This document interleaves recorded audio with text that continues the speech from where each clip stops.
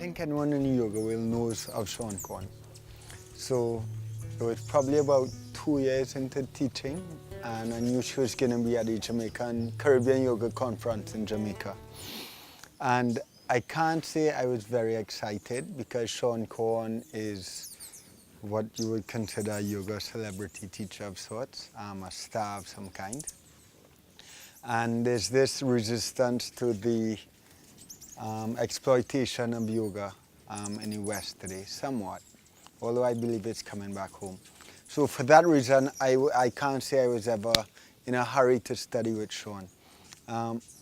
But it just took about 5 minutes in class, and all she had to say was one word. And I knew that this was one of my teachers, and that all the resistance I had was just this story I was creating in my head about her stardom or whatever I thought she was. But yeah, someone just got me into that room, and within 5 minutes, she said it with God, and that's all I needed to hear.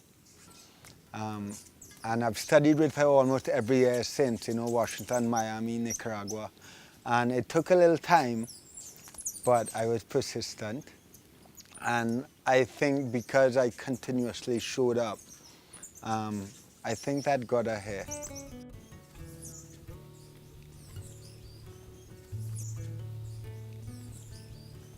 Well, what brought me to Trinidad was actually my friend Troy, who I've known for about 7 years, who owns One Yoga here on the island. And Troy's been trying to get me to come here for a long time. I can't do his accent. I'm not even going to try. But Seane, man, when are you going to come to Trinidad? and I'd say one day, it's a big trip. And, but, every once in a while when someone asks me to do that, I think Trinidad, that would be interesting. Like, I wonder what the yoga scene is like in Trinidad. I can't imagine who's doing yoga, like, why are they doing yoga? And so that usually determines where I want to go. It's like if the place interests me, if the culture interests me, if the people, and of course the host, if they interest me, that's usually the thing that magnetizes me. And so the time was right. It just happened, and I just said to my assistant, I said, make this happen. I want to go to Trinidad. I want to hang out in the Treehouse with the hummingbirds with Troy, and I want to understand a little bit more what's going on in this culture and try to get a better sense of just the wisdom here, because clearly there's something. It's palpable, it's powerful. And so that's what brought me to Trinidad.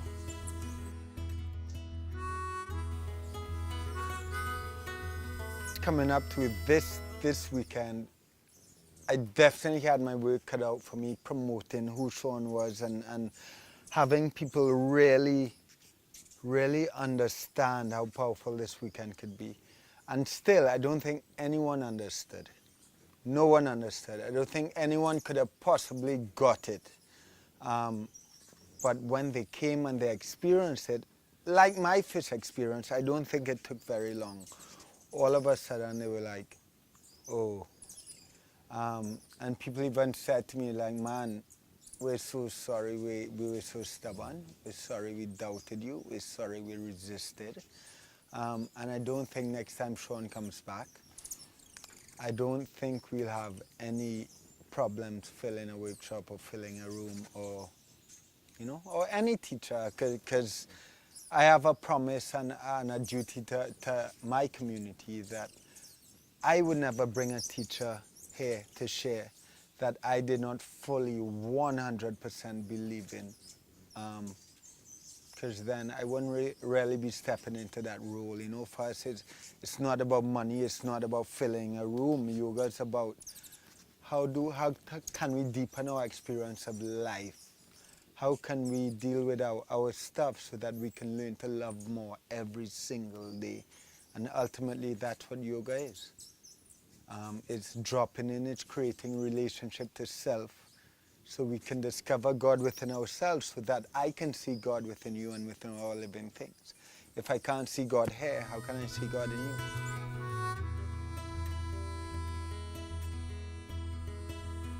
I grew up in New Jersey, lived in New York, and lived in Los Angeles. my point of reference in the world is, I come from privilege. I come from opportunity. I come from excess. I come from access to resources. If I just lived in that environment, my worldview is very, very narrow, very specific.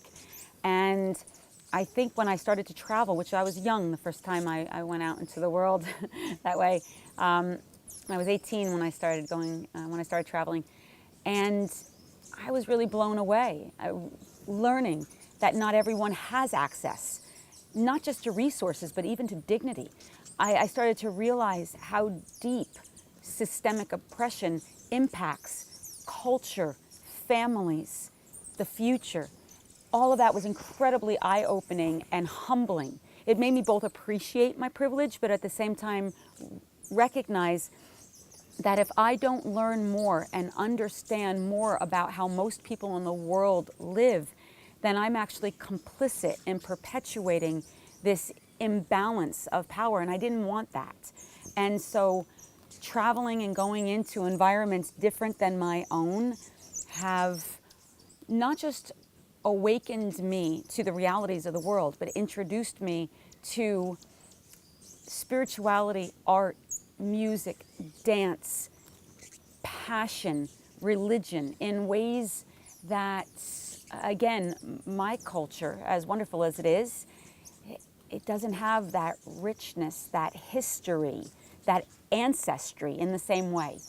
And so by going out into the world and traveling, it has, without a doubt, matured me as a human being, made me way more sensitive to how vast, complex, nuanced the world is, and made me appreciate, like I said, what I do have, and also recognize that I have a responsibility because of these privileges to, in some way, support, raise awareness, or be of service to those that might not have the same access. And so, it's been something I've had wanderlust my whole life. If anyone ever asked me what my most prized possession is, it's my passport. And I save all of them because it really is, to me, gives you a glimpse into my education. I didn't go to college. I didn't get the kind of education that most people get. Mine was, in the garbage dumps of Cambodia. Mine was working with young girls sex trafficked in India. Mine was learning about the oil situation and the environmental injustice in Ecuador. It was going into Haiti and understanding the impact of infrastructure and natural disaster. And that is what informed me, educated me, and helped me really appreciate how magnificent and sometimes how devastating this world is.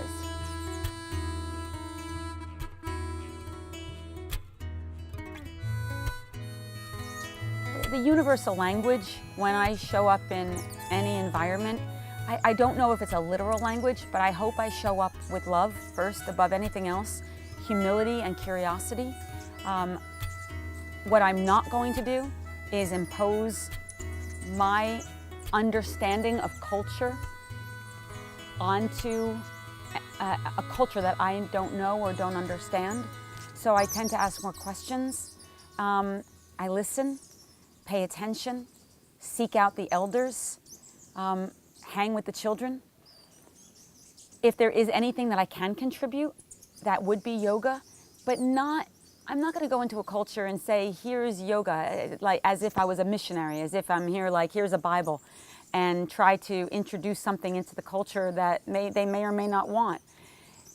What I will often do is use yoga as a way to play, be in relationship. In the same way, like whenever I go into Africa, in any of the countries within Africa, one of the first things that happen is they sing, they play the drums, they dance. We can't speak the same language, but there's this exchange, there's this gift that they can give. My culture doesn't, we're not good like that. We don't have, you don't come into America and we're suddenly like drumming and singing, our cultural songs. But I have yoga. And so I can play, move, teach them poses, laugh, and before you know it, you're touching, you're hugging, you're connecting, you're making eye contact, you're breathing together. And I think in that exchange, in that generosity, a relationship gets developed that then leads to other things. And so when I go into other countries, if it's appropriate, yes, I do share yoga. That's the language that I have. But instead of saying namaste, I'm going to find out what's their words. Like there's a country in Africa, I think it's in Zimbabwe, it's Sumunye, which is we are one, Sumunye. So instead of saying namaste, I'm going to say Sumunye. And show them it's all the same thing. And so, going into other cultures, I think that that's really important, especially as a white woman, especially because there's been so much colonization that happens all throughout the world. I don't just show up as Seane, yoga teacher. I show up with hundreds and hundreds of years of colonization and oppression behind me. And so I have to be aware that no matter what comes out of my mouth, that the onus is on me to understand that the interpretation might be one more person trying to come in and fix and change something that they don't understand. And so I have to come in, like I said, with humility, with curiosity. I'm not interested in changing something. I'm interested in understanding something. I'm interested in being in relationship. And if there's something that I'm then asked for, that's a whole other different conversation. But I'm not going to walk in and say, you know what you guys should be doing here. I think that creates more otherness. It creates more separation. It creates a perpetuation of a power dynamic that I want to avoid. So I think, to answer that question, any conversation that I come in with, even if I'm not, the love has to be there. The love, the genuine curiosity, and the respect. Otherwise, I need to go home.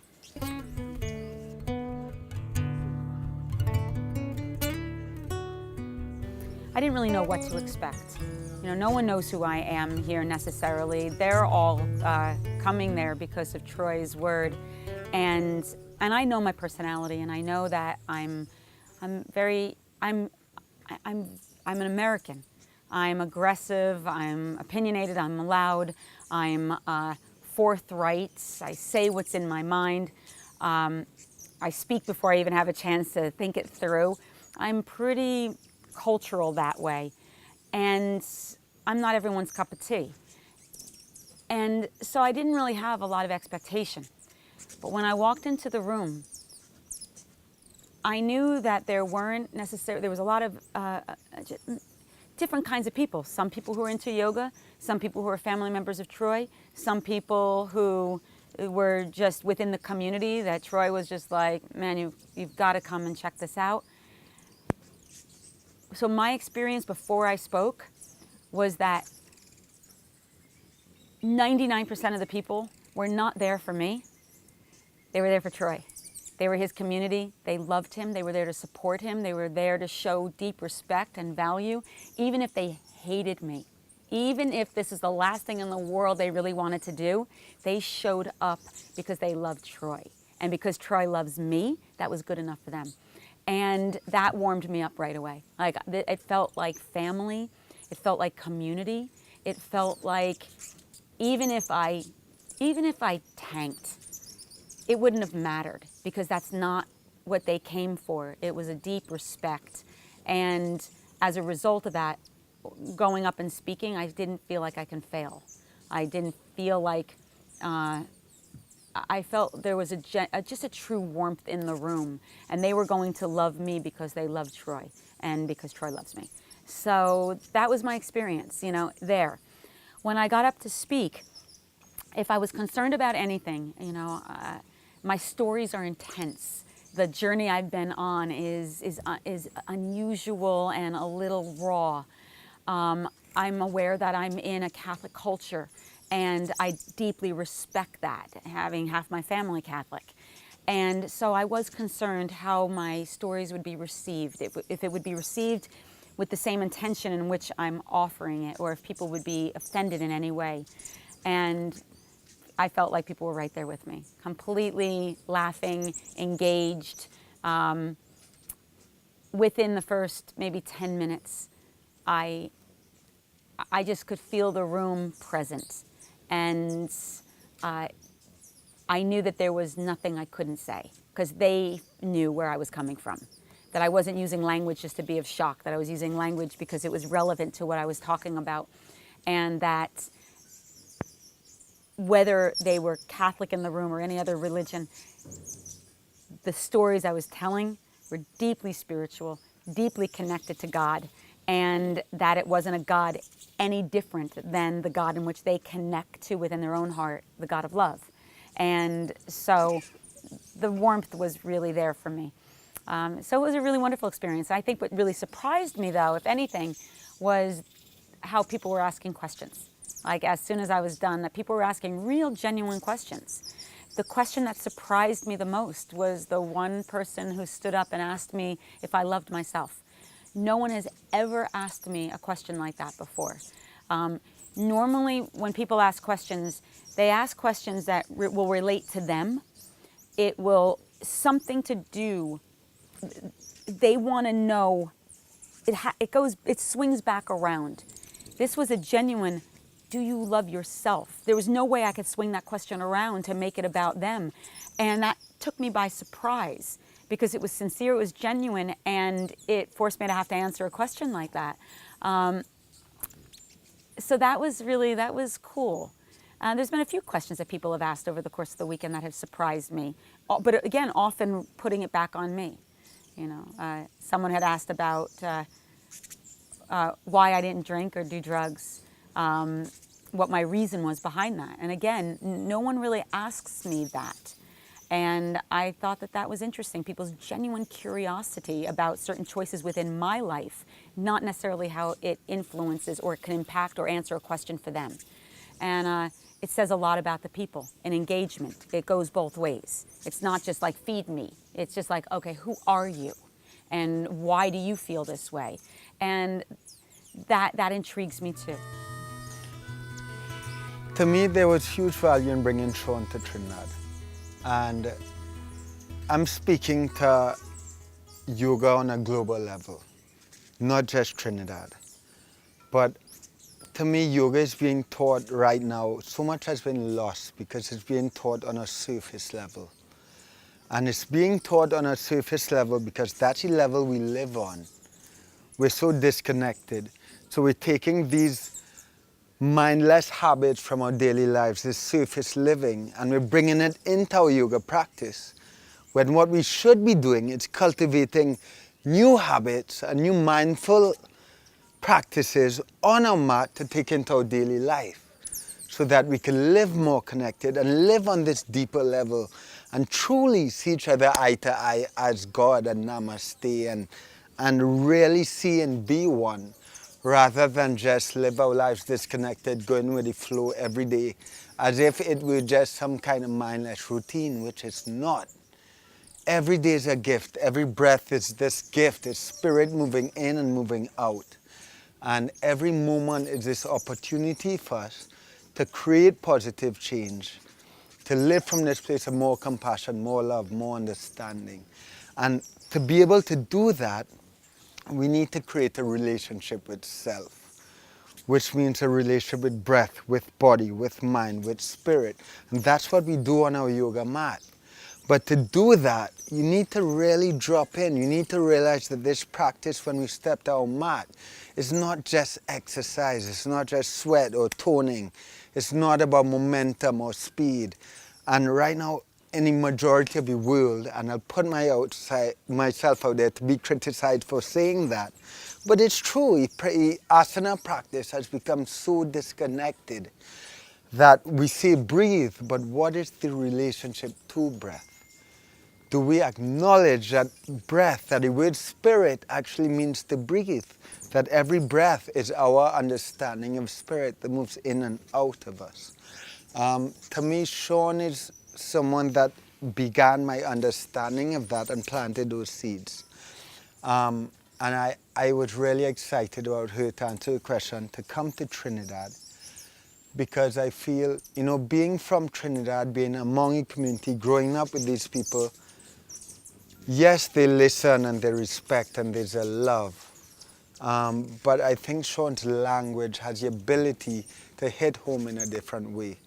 And now to hear these things from someone like Sean, not just Troy who owned the hemp store or, you know, I mean, who people grew up with, has a very large impact. And I think it really hit home this weekend. So in my opinion, and I think everyone who was there would share this, the weekend was a massive success. And I believe it's going to impact the way yoga is taught in Trinidad and practiced in Trinidad in a very big way.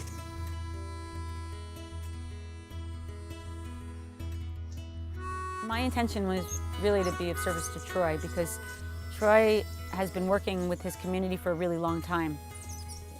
And knowing Troy's work, I had no doubt in my mind that there was already going to be some depth. I wasn't coming in to just, you know, baby newbie yogis, whether they knew it or not. I've known that, just knew that seeds have already been planted. And my job was to reinforce it, reaffirm it, use another language, like kind of come through the back door to affirm what they already knew, because it's already been in their bodies. So I didn't really have a lot of expectation. I didn't give it a lot of thought. I knew I wouldn't know what to expect until I walked into the room and saw the bodies and saw the different levels of experience, watched them as I talked to see whether they leaned forward or leaned back, whether they were checking their phone or staring out the window. These are all, as a teacher, these are all clues to get a sense of presence. And the moment I started to teach in the room, there was presence. They were interested. They, even if there was resistance, and there was, of course, there's always resistance, there was interest. And that once there's interest, the door is open. And so it has been what I thought day one, when I first started teaching, I thought I was going to have to focus more on breath and alignment and getting people, giving information that's technical, help to ground them. And Troy, got me to have to think fast on my feet, because the first salutation that they did, I was like, well, they got the breath. The first chaturanga they did, I was like, well, they got the alignment. So I knew I can clean stuff up, but a lot of this community is pretty well trained. They have really good sense of foundational information, especially when it comes to breath and what would be the word? Like an elegance in the connection between the poses and the transitions. That's really sophisticated. Most students move really fast. They're just busting it out. And the students that I saw in that room weren't like that. There was an intimacy. And I thought, all right, game on, game on. And whenever I teach anywhere, I was telling Troy that you feel where the edge is. Both as a student, you feel your own physical edge, but as a teacher, you feel the energetic edge, what the community will allow. There's just like a point of entrance. And then you start to feel the resistance. So I found where my line was, and then I always step 1 foot over the line just to kind of push that edge. I had thought that edge, like if the space is here, I had thought maybe my edge would be right here, but it was here. And it was exciting for me. It means that they wanted it. They were hungry for it, whether they knew it or not. They wanted information. They wanted inspiration. They wanted to be challenged. They wanted to challenge me. They wanted to ask questions. They wanted to be inspired. But what I experienced mostly on this weekend is people were the most emotional because I was articulating information and ideas that they already knew, just didn't have the words for.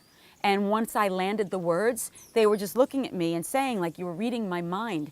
And I'd have to say, like, no, that's not how it works, because it's already within you. I just helped utilize a language that awakened it, that made them go like, how do I know this? I don't know why I know this, and it's freaking me out, but this is true to my soul. I saw a lot of that this weekend. And so the work this weekend was mind-body, it was emotional, it was practical, it was provocative.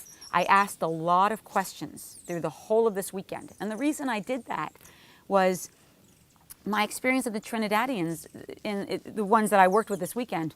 They're smart. They don't want me coming in and saying, here's how you do this. They want to discover it for themselves. And so I felt very compelled this weekend throughout the class while they were in poses, instead of telling them how they felt or telling them what they should experience, was to ask big questions throughout the whole of the weekend and let them figure it out.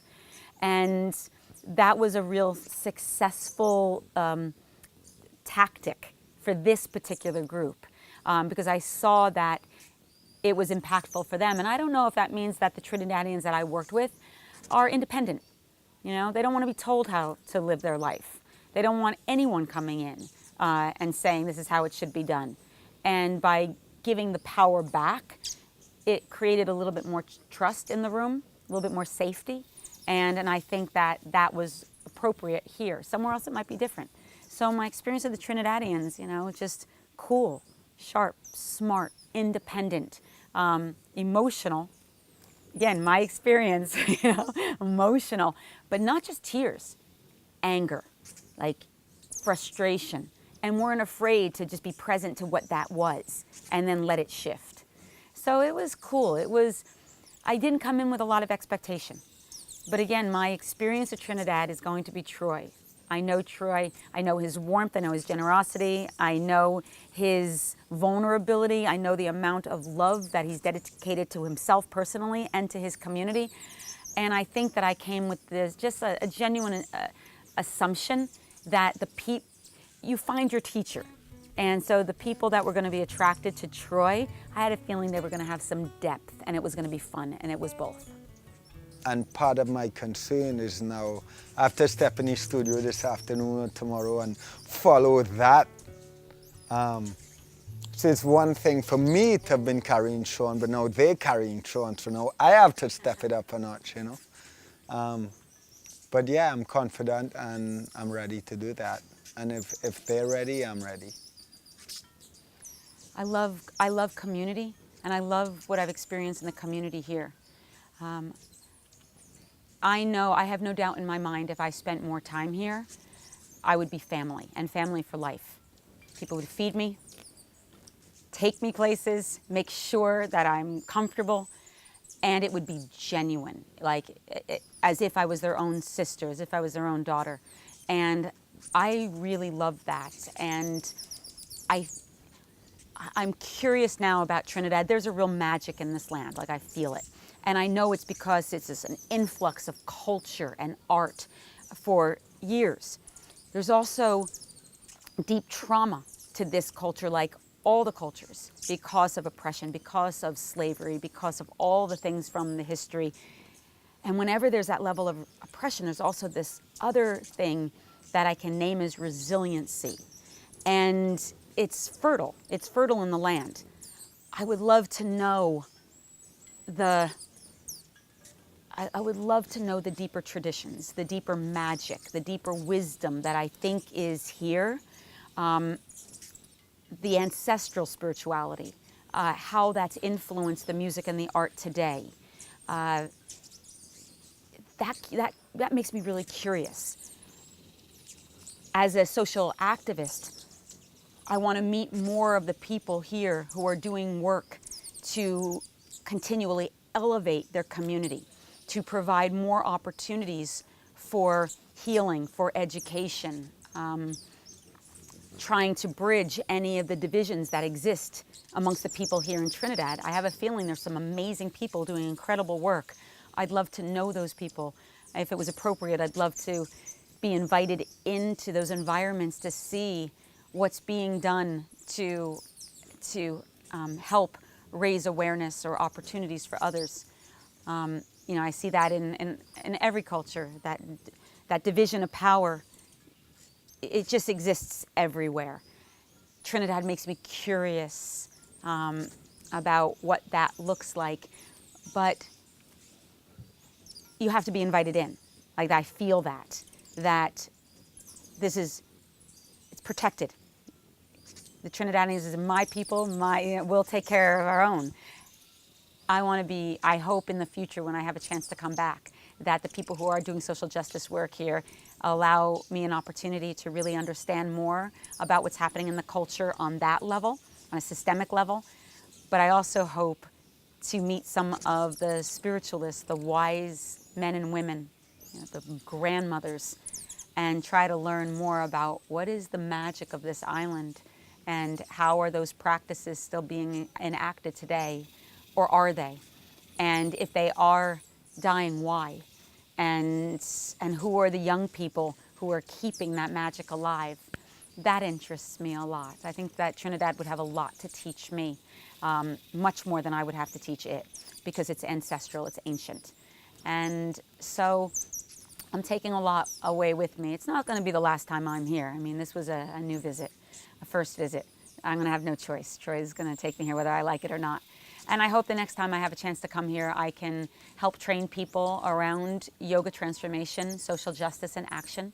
I want to encourage not just the yoga community here in Trinidad, but really all over the world, to take their yoga off the mat and into the world where it actually matters, to challenge themselves, to engage on even on a political level, with more mindfulness, with more sensitivity, but with more participation. And that when we share the values of love, peace is the inevitable outcome. But it means that you actually have to be that love, create that love, speak from that love, for that change to actually happen. So it's work that happens from the inside out and requires individual participation. And if I can support people in that process, if I can support local yoga schools like One Yoga, and provide even more tools that I've had access to, it's a privilege and it's a joy, and I'm grateful. So I look forward to coming back and seeing what else, besides the hummingbirds and the jungle and the ocean and all the beauty that's here, what lies under the earth that hasn't yet been excavated that might teach me more about love and resiliency and peace.